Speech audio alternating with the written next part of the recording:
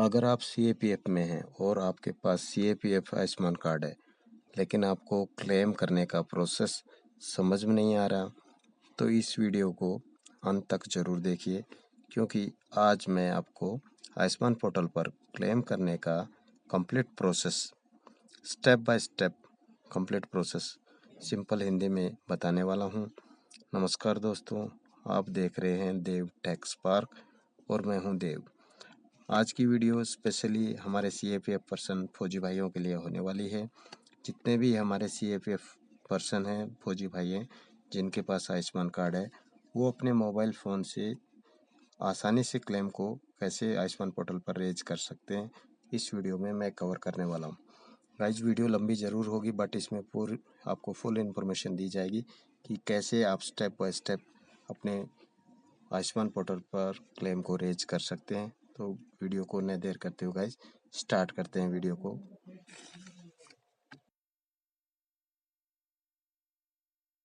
आपने क्या करना है कि सिंपली क्रोम ब्राउज़र ओपन करना है और क्रोम पे टाइप करना है ABPMJY और इसको सर्च करना है। जब आप इसको सर्च करोगे तो इस तरह से आपका पेज ओपन होता हुआ दिखाई देगा। इसमें सबसे ऊपर फर्स्ट वाली जो वेबसाइट है ABPMJY, ये वाली, इस पे आपने क्लिक करना है। इस वाली वेबसाइट पे आपने क्लिक करना है। जब आप इस वाली वेबसाइट पे क्लिक करोगे तो आपको इस तरह से पेज ओपन होता हुआ दिखाई देगा। जैसे ये पेज ओपन हो गया, लेफ्ट साइड में आपको दिख रहा होगा आयुष्मान पोर्टल का ये क्विक लिंक। इस पे क्विक लिंक में आपने देखना है नीचे में थोड़ा सा स्क्रॉल डाउन करके CAPF reimbursement login, CAPF reimbursement login, इस पे आपने क्लिक करना। इस पे क्लिक करने के बाद आपको राइट साइड में लॉगिन टाइप दिखाई दे रहा होगा।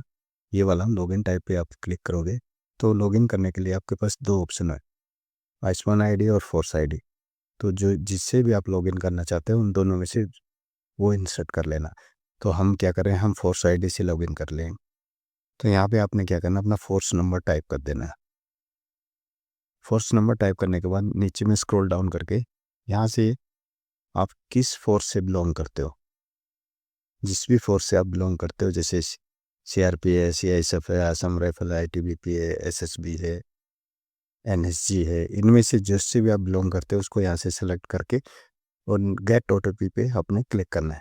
जब आप गेट OTP पे क्लिक करोगे तो जो आयुष्मान में आपका रजिस्टर्ड मोबाइल नंबर है उसके ऊपर आयुष्मान पोर्टल की तरफ से एक OTP सेंड किया जाएगा। वो OTP आपने इसमें इंसर्ट करना है और नीचे में आपको कैप्चा कोड दिया होगा, वो कैप्चा कोड आपने यहाँ पे इंसर्ट करना है। तो चलो, हमारा OTP आ चुका है, हम OTP को इंसर्ट कर लेते हैं और कैप्चा कोड को भी इंसर्ट कर लेते हैं। तो यहाँ पे हमने क्या किया, दोनों अपनी कैप्चा कोड भी इंसर्ट कर लिया और OTP भी इंसर्ट कर लिया। और जब भी आपकी जो डिटेल्स हैं अगर आपकी करेक्ट होंगी तो यहाँ पे आपको राइट साइड में एक राइट का ऑप्शन दिखाई देगा, जैसे ये आपको दिख रहा होगा राइट वाला ऑप्शन। और आपको नीचे में अगर आप अपना मोबाइल नंबर भूल गए हो तो नीचे में आपके 4 डिजिट के मोबाइल नंबर नीचे में दिखाई देंगे। आप उससे भी कंफर्म कर सकते हो कि आपका कौन सा मोबाइल नंबर है। उसके बाद आपने यहाँ पे लॉगिन पे क्लिक कर देना है। जब आप लॉगिन पे क्लिक करोगे तो आप आयुष्मान पोर्टल पे आ जाओगे। आयुष्मान पोर्टल पे आने के बाद आपको इस तरह का, आपको जब आयुष्मान पोर्टल पे आ जाओगे तो आपको इस तरह से आपका आयुष्मान पोर्टल ओपन होता हुआ दिखाई देगा। यहाँ पे आपका नाम आ जाएगा, आपका एज आ जाएगा, डेट ऑफ बर्थ आ जाएंगे, आपका एड्रेस आ जाएगा, आप किस स्टेट से बिलोंग करते हो, डिस्ट्रिक्ट क्या है, वो सब सारी डिटेल यहाँ पे आ जाएंगी। और उसमें क्या करना है, उसके बाद आपने क्या करना है, सबसे नीचे में पेशेंट का नाम सेलेक्ट करना है। यहाँ से किस पेशेंट का जो क्लेम आप रेज करना चाहते हो वो किस पेशेंट का है, तो इसमें से आपने सेलेक्ट कर लेना है ना। जैसे मैं इसे सेलेक्ट कर लिया, उसके बाद यहाँ पे आपने रिइंबर्समेंट टाइप सेलेक्ट करना है। रिइंबर्समेंट टाइप मतलब दो तरह के क्लेम होते हैं, एक OPD क्लेम है, एक IPD, मतलब एक एडमिट पेशेंट का है, एक नॉन एडमिट पेशेंट का है। अगर आपका नॉन एडमिट पेशेंट का है तो आप OPD वाला जो है वो सेलेक्ट कर लेना। अगर एडमिट पेशेंट का है तो नीचे वाला ऑप्शन है वो सेलेक्ट कर लेना। तो हमारा OPD पेशेंट का ट्रीटमेंट है तो हम यहाँ से OPD को सेलेक्ट कर लेते हैं और रेज क्लेम पे क्लिक करते हैं। जब आप रेज क्लेम पे क्लिक करोगे तो आपको नेक्स्ट पेज इस तरह से ओपन होता हुआ दिखाई देगा। को क्या है, बेनिफिशियरी की डिटेल मिलेंगी। वो बेनिफिशियरी की डिटेल से आपने कुछ शेयर करने नहीं करना। उसके बाद नीचे में थोड़ा सा स्क्रॉल डाउन करना है जब आप थोड़ा स्क्रॉल डाउन करोगे तो आपकी पेशेंट की डिटेल्स, जिस पेशेंट को आपने सेलेक्ट किया है उसकी वहाँ पे डिटेल आ जाएंगी। उसमें भी आपने कुछ नहीं करना। उसके नीचे में सेकंड ऑप्शन है बैंक अकाउंट डिटेल्स, वो भी ऑलरेडी फिल होंगी जो अब आपने आयुष्मान कार्ड बनाया होगा, और उसमें जो आपने डिटेल दी होंगी वो सारी डिटेल यहाँ पे आ जाएंगी। उसमें भी आपने कुछ नहीं करना। नेक्स्ट ऑप्शन है हॉस्पिटल्स डिटेल्स, इस पे आपने फिलिंग करना है। तो आपने क्या करना है, जब सबसे पहले देखो हॉस्पिटल स्टेट, मतलब किस हॉस्पिटल में आपने ट्रीटमेंट लिया और वो कहाँ से बिलोंग करता है, कौन से स्टेट से। तो सबसे पहले हम क्या करेंगे, यहाँ पे शायद किस, इसमें से आप ड्रॉप डाउन लिस्ट में से जिस भी स्टेट से आप बिलोंग करते हो, जिस भी स्टेट में आपने ट्रीटमेंट लिया है, उस स्टेट को आपने यहाँ से ड्रॉप डाउन लिस्ट से सेलेक्ट कर लेना है। जिस भी स्टेट से आपने ट्रीटमेंट लिया, हॉस्पिटल स्टेट सेलेक्ट करने के बाद हॉस्पिटल डिस्ट्रिक्ट, ये जो हॉस्पिटल है वो कौन से डिस्ट्रिक्ट में है वो भी आपको ड्रॉप डाउन लिस्ट में मिल जाएंगे।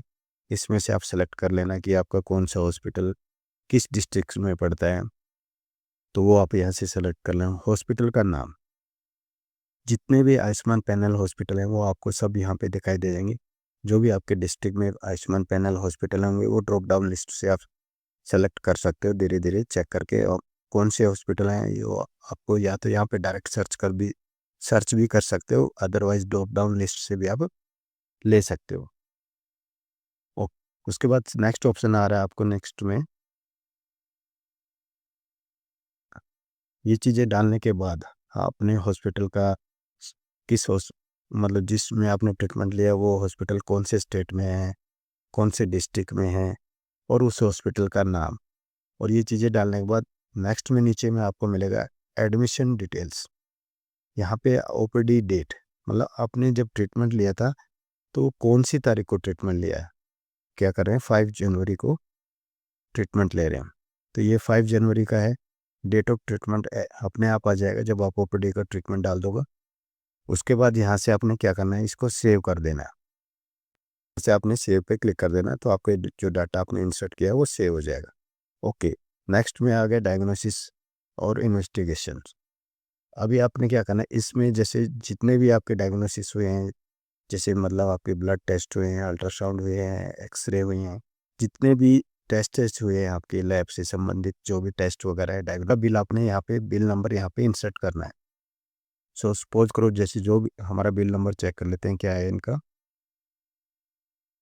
जैसे हमारा बिल नंबर है 1124, जैसे ये हमारा बिल नंबर है तो हमने बिल नंबर डाल दिया। बिल नंबर डालने के बाद बिल की डेट भी सेम एज इट इज होगी, क्योंकि हम 5 को ट्रीटमेंट लिया है तो 5 का ही हमारा बिल होगा, 5 जनवरी का ही हमारा बिल डेट है। और टाइप भी आउट पेशेंट ही रहेगा, ये एज इट इज रहेगा, इसको छेड़ने की जरूरत नहीं है। उसके बाद नेक्स्ट में आपको दिख रहा होगा name of investigation and diagnosis. Name of investigation and diagnosis, इसमें से आप, तो आपने क्या करना है, ये ड्रॉप डाउन लिस्ट से यहाँ से नेम ऑफ इन्वेस्टिगेशन और डायग्नोसिस को यहाँ से सेलेक्ट कर लेना है। जैसे जो भी आपने टेस्ट किया है वो सेलेक्ट कर लेना। अगर सपोज करो यहाँ से आपको ना मिल, अगर वो टेस्ट का नाम नहीं मिलता तो अदर करके यहाँ पे अदर का नाम डाल देना। जैसे सपोज करो हम LFT डाल देते हैं, तो हमने LFT टेस्ट किया। LFT की हमारी इन्वेस्टिगेशन कॉस्ट क्या थी, जो हमने टेस्ट किया उसकी इन्वेस्टिगेशन कॉस्ट क्या थी, तो उसकी इन्वेस्टिगेशन कॉस्ट 350 थी। इसमें आपने जो पैसे हैं वो नहीं डालना, पैसा को छोड़ देना, राउंड फिगर ही डालना है इसमें। जो आपको कैश मेमो में है वो राउंड फिगर के हिसाब से ही आपने इंसर्ट करना है। ओके, इंसर्ट करने के बाद ये ऐड इन्वेस्टिगेशन पे क्लिक करें। भाई हमने ऐड किया तो यहाँ पे हमारा ये टेस्ट ऐड होके आ चुका है, बिल नंबर आ गया, बिल की टाइप आ गई, बिल की डेट आ गई, और जो टेस्ट का नाम था वो आ गया और अमाउंट आ गया, और ये इसका ग्रुप आ गया बेनिफिशियरी। तो ऐसे करके आपने जितने भी टेस्ट किए हैं ऐड, वो जितने भी आपने टेस्ट किए हैं वो सारे एक एक करके ऐड कर लेना।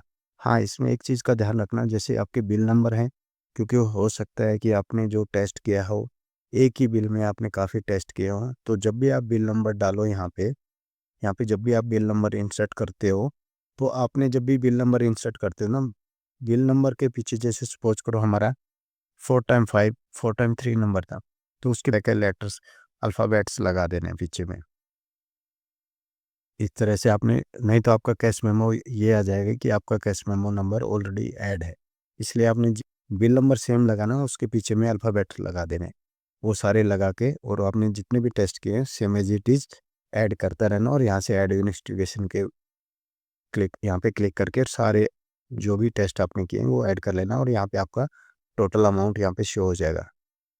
जब आप 2-4 ऐड कर लोगे तो सारे जितने भी आपके टेस्ट होंगे तो आप सारे यहाँ पे आपके शो हो जाएंगे।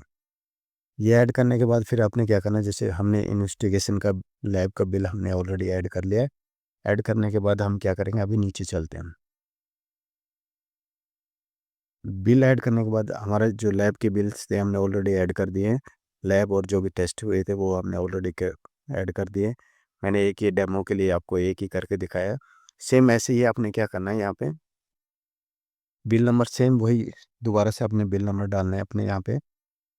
बिल नंबर डालने के बाद ये फार्मा चार्जेस है, जितने भी आपने मेडिसिन लिए हैं उस दिन, तो वो उन उसका फार्मा का बिल यहाँ पे बिल नंबर जो भी फार्मा का आपने जो भी फार्मेसी से आपने बिल लिया था, जो दवाइयाँ ली थी, उसका बिल नंबर यहाँ पे इंसर्ट करना है और बिल की डेट यहाँ पे इंसर्ट करना है। तो जो भी ये ड्रॉप डाउन लिस्ट से आप देख रहे हो, मुझे जो भी आपकी बिलिंग डेट होगी वो बिल पे जो आपकी डेट है वो डेट आपने यहाँ से सेलेक्ट कर लेना। मेडिसिन लिस्ट देखो, अभी आपको यहाँ पे बहुत सारी मेडिसिन दिखाई दे रही। जो भी मेडिसिन आपको आपने वहाँ से ली है फार्मा से, तो वो मेडिसिन आपने यहाँ से सेलेक्ट कर लेनी है, सर्च करके यहाँ से ढूंढ लेना है। अगर अदरवाइज नहीं मिलती है तो अदर का एक ऑप्शन आता है। आप जब अदर टाइप करोगे यहाँ पे तो देखो अदर आ गया, तो अदर्स करके आपने यहाँ पे ऐड करना है उस मेडिसिन को।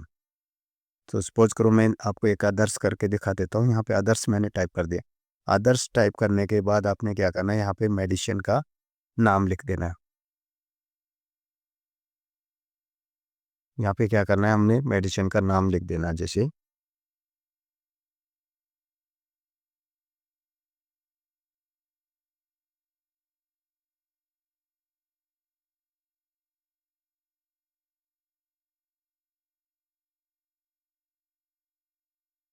तो ये जैसे मेडिसिन का हमने नाम यहाँ पे इंसर्ट कर दिया है। इंसर्ट करने के बाद यहाँ पे क्या करना है, आपने कितनी क्वांटिटी ली है। तो सपोज करो मैंने 10 लिए, सपोज करो मैंने 10 क्वांटिटी ली है। 10 में आपने क्या करना है, यूनिट कॉस्ट मतलब जो उसमें आपने एक की कॉस्ट को इंसर्ट करना है। तो सपोज करो मेरी एक की कॉस्ट है 5 रुपीज़, तो 5 × 10 ये अपने आप मल्टीप्लाई कर लेगा। और अदर नेम में आपने क्या करना है, यहाँ पे आपने नाम डाल देना वहाँ पे।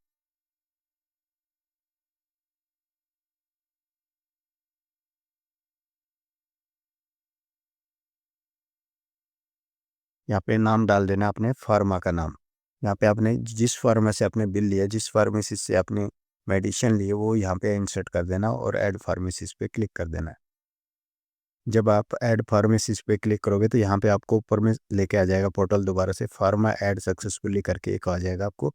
इस प्रकार से आपने ओके को बट क्लिक करना है और सारे एज इट इज़ सारे मेडिसिन को आपने सेम एज इट इज़ ही ऐड कर लेना।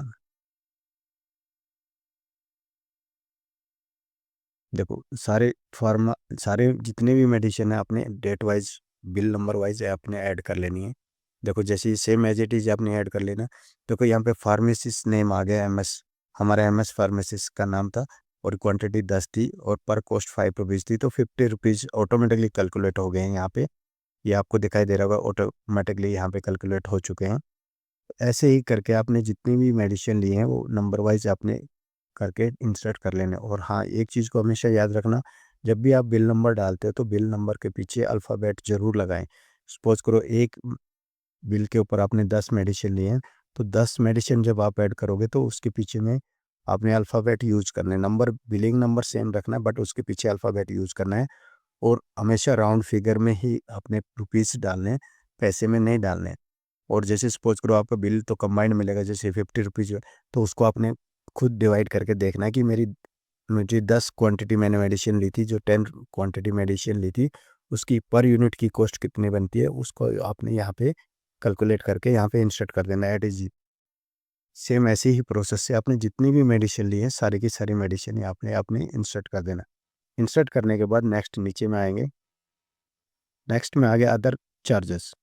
अगर आपके कुछ अदर चार्जेस लगे हैं, सपोज करो जैसे आपने OPD का चार्ज पे किया है, तो OPD का बिल नंबर आपने यहाँ पे टाइप कर देना है। तो ओपीडी का बिल नंबर टाइप करने के बाद बिलिंग डेट, तो जो बिलिंग डेट है जैसे हमारी 5 जनवरी है तो वो आपने टाइप कर देना है। और यहाँ पे अदर्स टाइप करके अदर का नाम लिखना है ना, क्या लिखना है, जैसे अब ओपीडी का हमने क्या किया, ओपीडी बिल,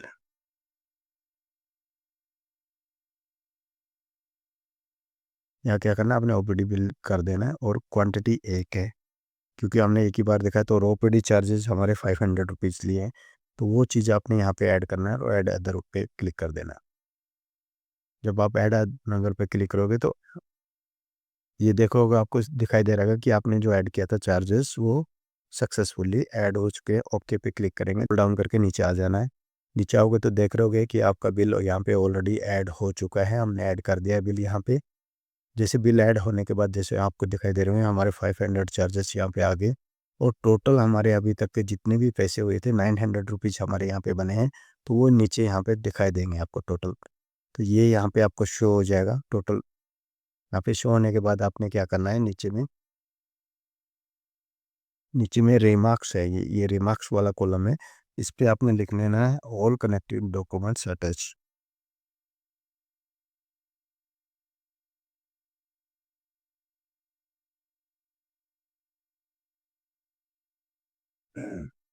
यहाँ पे क्या करना है, ऑल डॉक्यूमेंट्स अटैच, जो भी इनसे कंसल्ट डॉक्यूमेंट्स है ये वो आपने यहाँ पे अटैच करना है। तो यहाँ पे लिख देना all connecting all documents attach. तो फिर यहाँ पे एक नीचे पे आपको कर देना,